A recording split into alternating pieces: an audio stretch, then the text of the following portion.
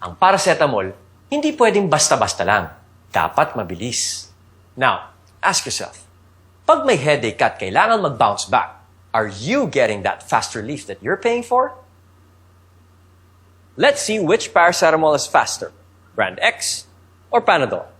Side by side, we drop both paracetamols. Agad-agad, kita mo na ang diferensya. Ang brand X, mabagal at halos buo pa rin. Kung mas matagal matunaw, mas mabagal umepekto. But with Panadol, it breaks apart faster because it has Optizorb technology, a unique formulation that disintegrates now up to 5 times faster. Babalik ka pa ba sa nakasanayan mong paracetamol? Tandaan, pag bibili ng paracetamol, dito na sa Panadol with Optizorb para mas mabilis ang pag-bounce back sa super moments. Panadol, when pain is gone, life takes its place.